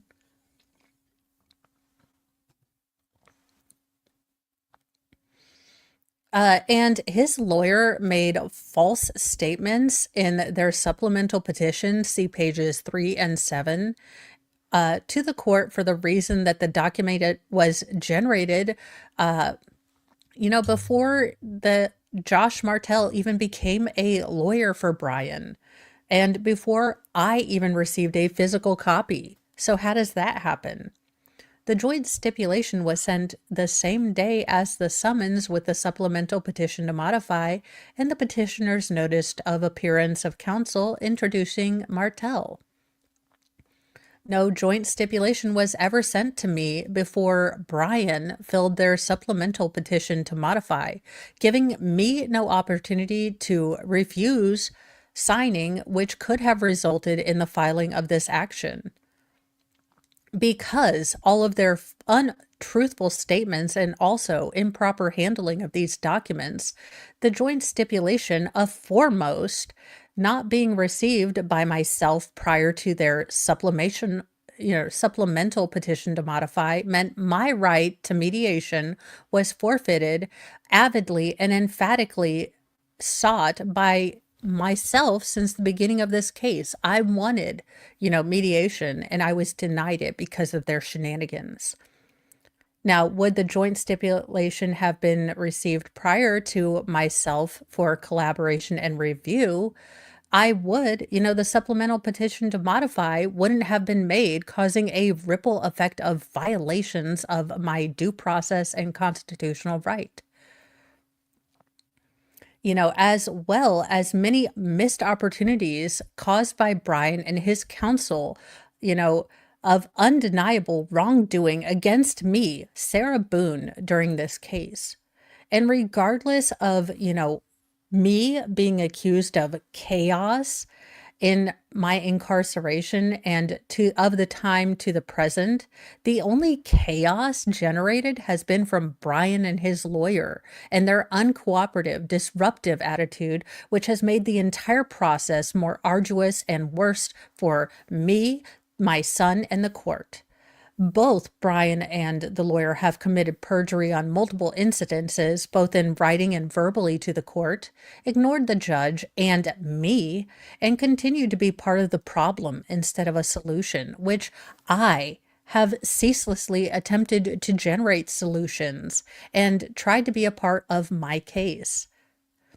Uh, you know, from my cooperation, attempted solutions, and ongoing answers, resolutions, and provisions that could have been made to avoid this trial, all the costs included, and continued disruption for all parties.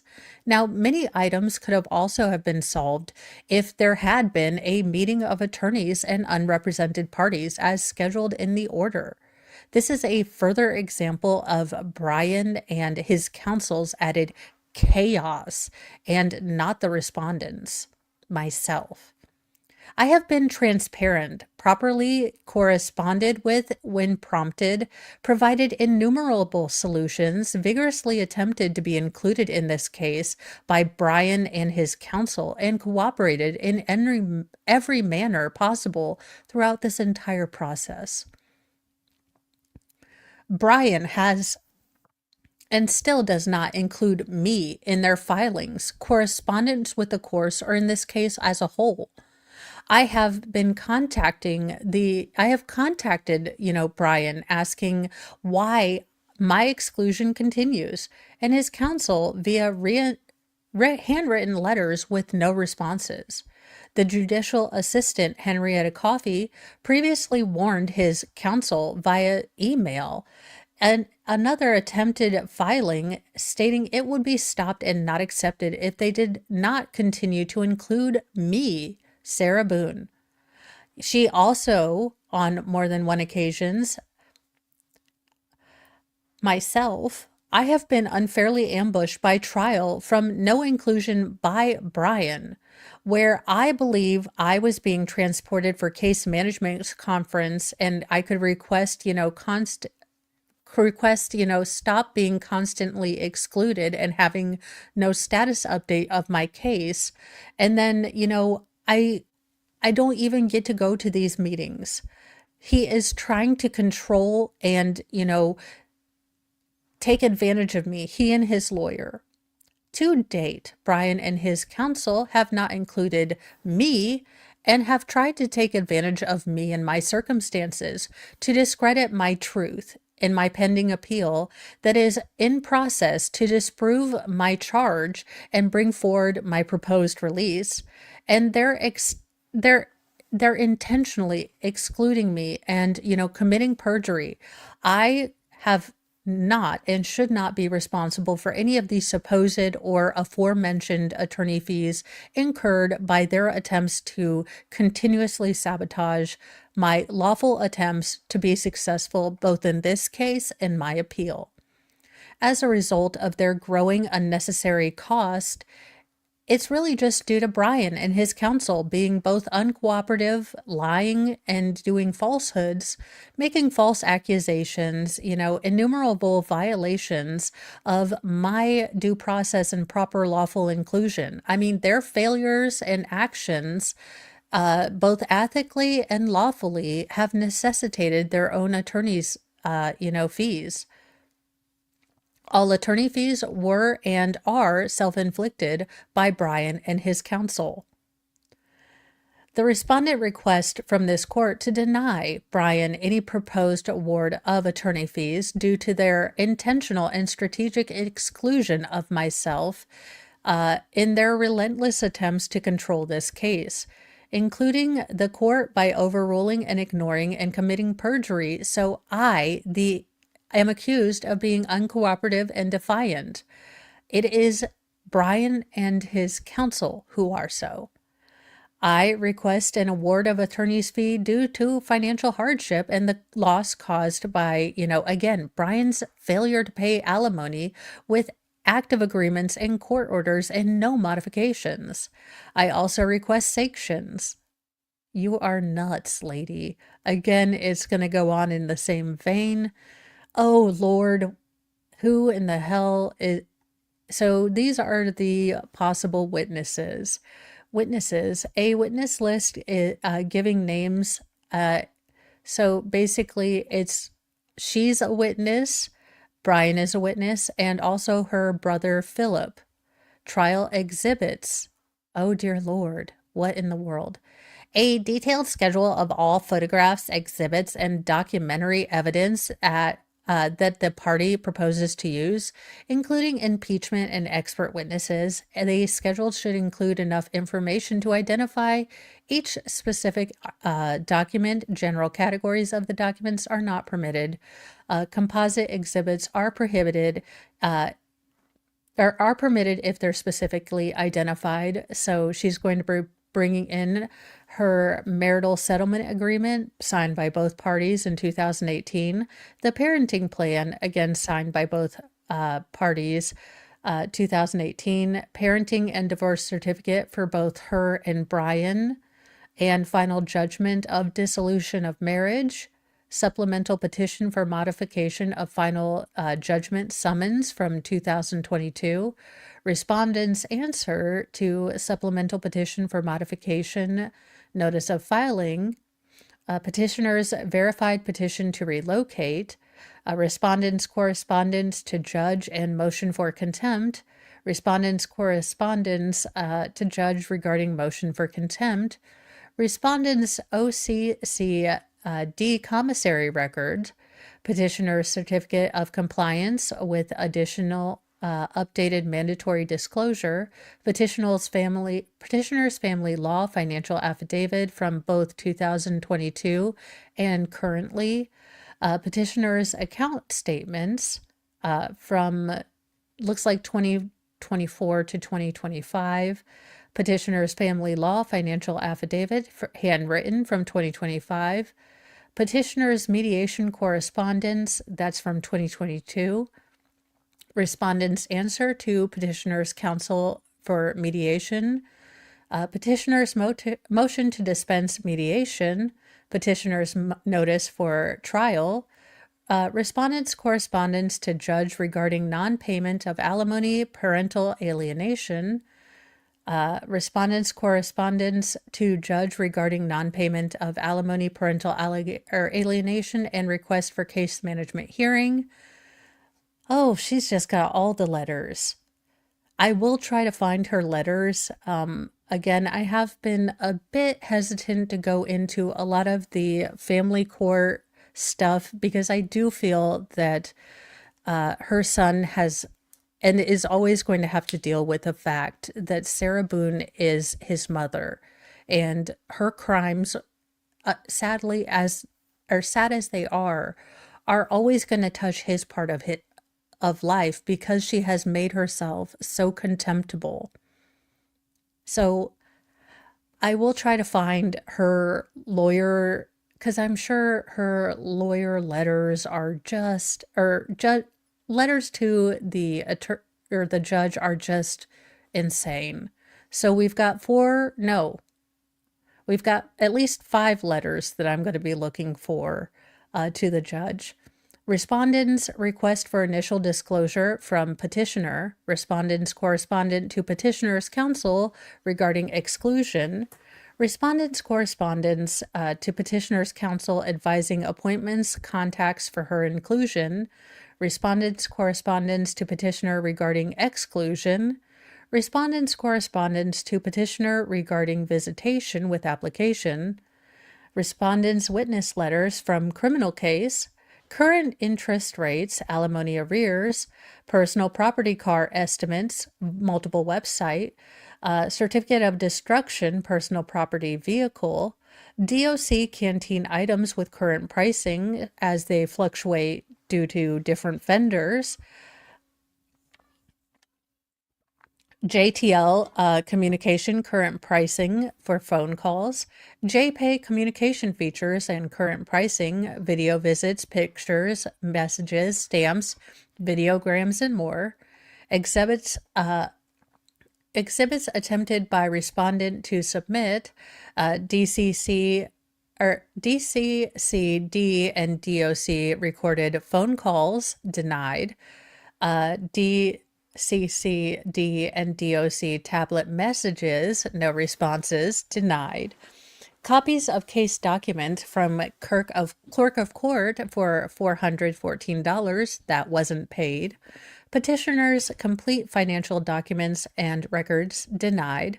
Motion for counsel to be appointed to respondent, denied. Motion for guardian ad litem, denied.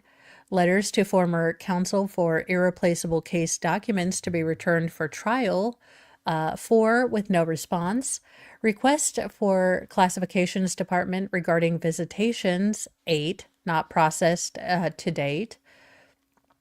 Letters to petitioner regarding visitation applications, 2, no responses. Tablet messages, DOC to petitioner regarding visitation, 18, ongoing 8 months after court orders to submit, no response.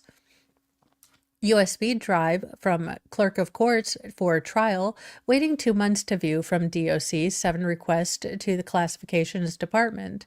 Transcripts from case management hearing 9/19/2022, stating petitioner to continue payments and constitutional right violation from judge, unpaid. I graciously request the court's understanding and consideration in the crucially limited supply of my exhibits, and that you see my good faith of efforts to obtain many others, but I was unlawfully withheld financially from, non-payment of court-ordered alimony from Brian, unresponsive parties, and denial from the court itself due to her inexperience as my own attorney, representing myself pro se. I have ceaselessly remained proactive in both my parental and representation, though, in attempts in achieving truth, justice, and success in my present and undetermined circumstances to the best of my abilities. Sure. Miscellaneous, as you do. A request for amendments to pleadings, none. If this is a modification, filing dates and description of prior pleadings relevant, final judgment, supplemental proceedings, so all of those things. And we're going to go back to the motion for contempt, because of course we are. Number 4, motion for contempt, filed April 11th, 2023, by the respondent, so by Sarah. Expiration, it's been continued. Any issue the party wants to address at trial that is not addressed above. My vehicle and storage unit were, in Brian's possession during my incarceration. I am requesting that, Brian provide communication history under oath about the current status of my property and vehicle that he willingly and voluntarily took responsibility for immediately upon my incarceration. I would like him to explain why he lied repeatedly, refused to utilize any of her many no-cost solutions that she provided, did not surrender her, my vehicle or storage unit to my brother who lives locally, and, coordinate to receive and secure, knowing again the importance of both the vehicle and the contents of my family's heirlooms, which are deceased, that they should be passed to my son. Sign proposed documents stating that he abandoned my property and he personally placed himself as a liaison of during my incarceration and was voluntarily responsible for. Return all my property in his possession, which belongs to me, and provide information of whereabouts if unable to return them now. Now, I request that he produce, I request that the respondent's request to produce an interrogatories. This request was sent to Brian's counsel, again, to further give me evidence of ability to pay alimony. Again, Brian is lying. I have, after finding information from limited bank statements that maybe he's not unemployed. I would like an itemized, calculation with, Brian and all of his unemployment incoming. That's what I want, because from previous verbal statements, he claimed that he was working on a contract and has been since her incarceration. Again, it just doesn't make sense. Brian filed, an objection citing timeline to submit their production and was improper, and didn't give this information to me. The request was irrelevant. So again, she kind of just basically is going back to he's lying, he's a lying liarton who lies, and I wasn't given what I need to.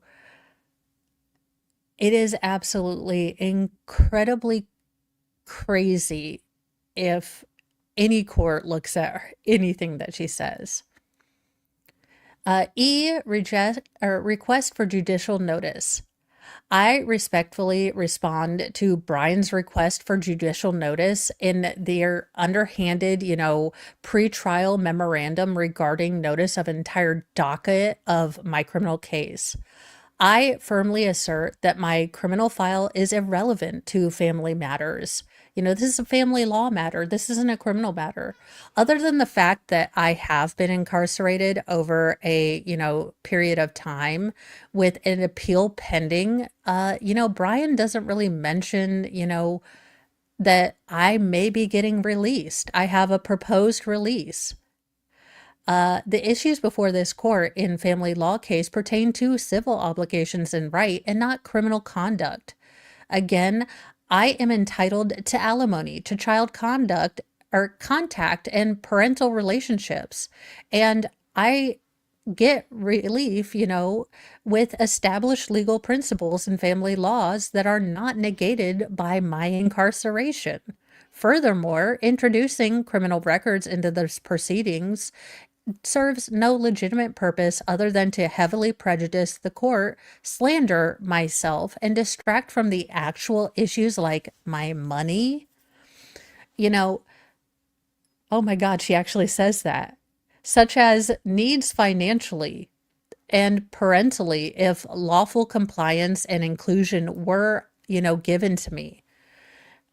In Brian's continuous, vexatious, and strategic attempts to make, his own rules disadvantage my already disadvantaged self and use unethical encouragement and direction of his lawyer to do so, and how I have, respectfully requested the court to take notice of their entire docket of violations, contempt, advantageous exclusion of both the court and myself, intentional confusion, and displaying an ongoing, flagrant, invincibility to any consequence for their continuation of an entirety of this law case in all the matters that were aforementioned.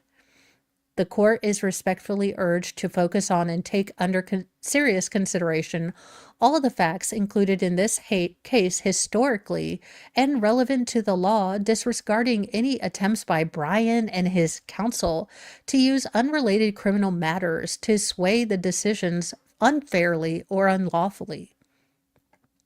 I also respectfully request from the court to take notice of Brian's payments described in their supplemental petition for modification, stated as being voluntarily deposited money into former wife's inmate account so she may purchase items from inmate commissary. See page 2, section C.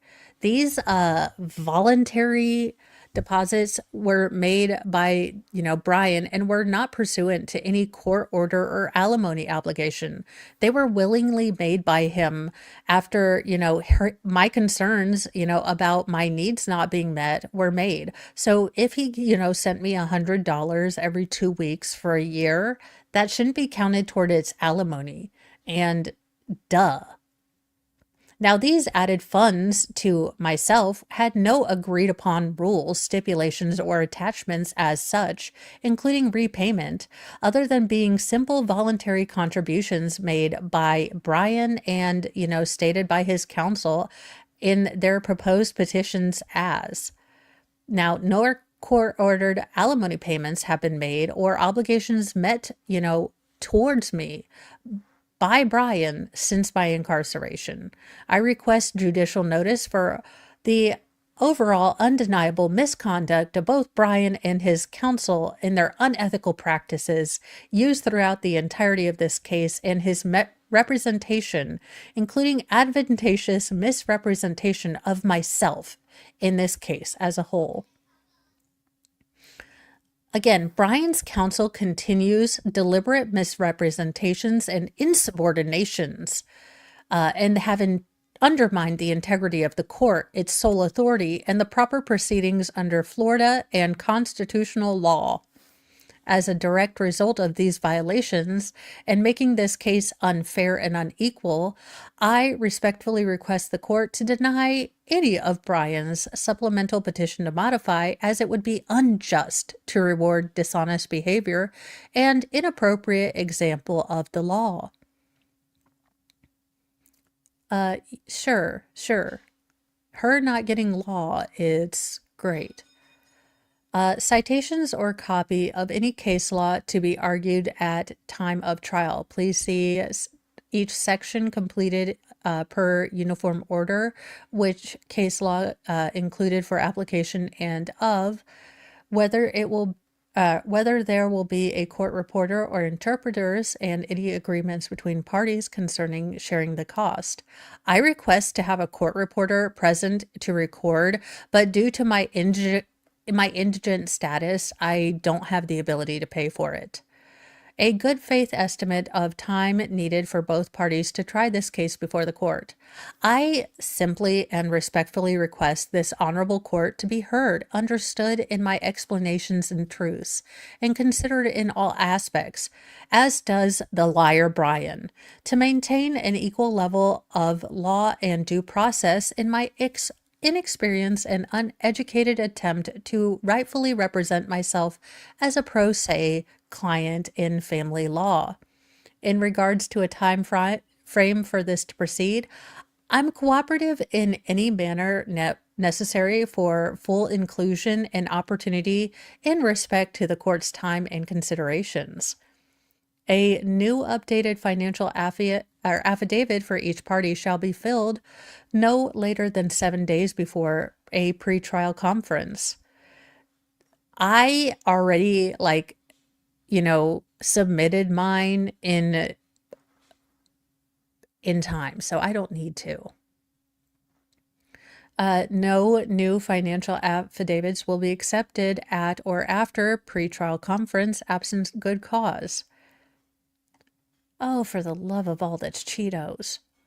Supplemental petition for modification of final judgment inactive during respondent's incarceration of 2022 present. I became incarcerated February 2020. Brian, is seeking to modify shared parenting and terminate alimony and spousal or child support. This document was filed over 2 years after I became incarcerated and has no judgment to date by the court. Final judgment and the parenting plan remain open and active before and after this filing by Brian was granted basically, this nothing has changed and he needs to pay me my money. Oh, termination of child support. Both parties have agreed mutually and verbally in court that I am not seeking to collect payments of child support from Brian. I am asking that that sum be given to my son and for myself to be included and decided on how this funds should be properly and smartly and futuristically spent. In addition and conclusion, I would like to reiterate to the court that I have been a proactive, eager for involvement, proposed numerous solutions, and cooperated in every manner with Brian, his counsel, and the court since the beginning of time in this case. Going to trial is a direct result of their egregious decisions to be non-compliant with a multiple of the court's orders, which could have been avoided from opportunities to collaborate, simplify, even conclude this matter prior to save time, money, and efforts for all parties, the court foremost. I should not be responsible for Brian's perjury, self-confusion, lack of ability to maintain their manipulative attempts to strategically sabotage myself in this family case, and in their poor example of professionalism, ethical practices, lawful and respectful treatment of myself and the court. I am profusely grateful for the court's invaluable time, patience, understanding in seeing my ceaseless good faith efforts, determination in achieving rightful successfulness in her son's life, lawful obligations of my appeal, and productively moving forward regardless of time, location, or circumstances. I hereby certify that the copy has been provided to Joshua, the lawyer for Brian. Well, you guys, I have never read anything more delusional, and I've read all of Sarah Boone's, you know, letters. So I am going to go let you guys go for today, rest my voice. I am going to try to find the rest of the Dear Your Honor letters that she probably sent in,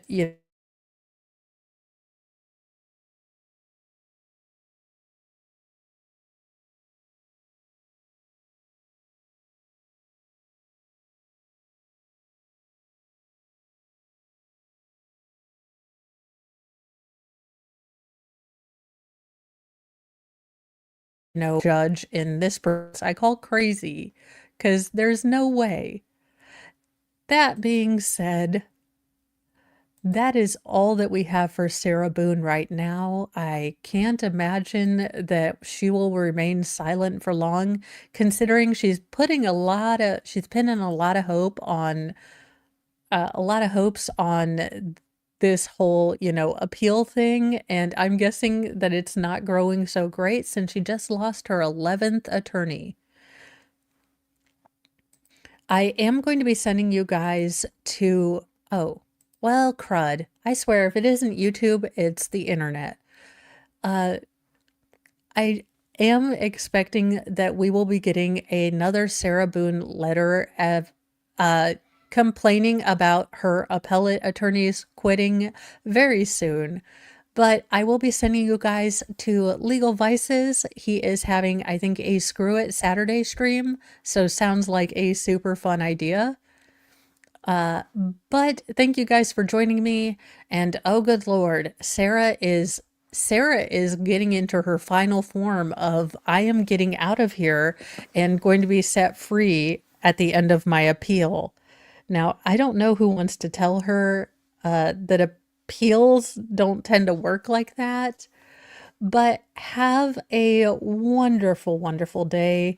And I'm going to go get this accursed wig off because the amount of hairspray I had to put into it. It's actually kind of a cute wig. Like if you don't have it done like this, I think it's a cute wig. So I want to clean all of this hairspray off so I can wear it cute cutified. That being said, it still does have the taint of Sarah to it, so holy water it is. Have a great time and tell Vices I said hi. Bye, you guys.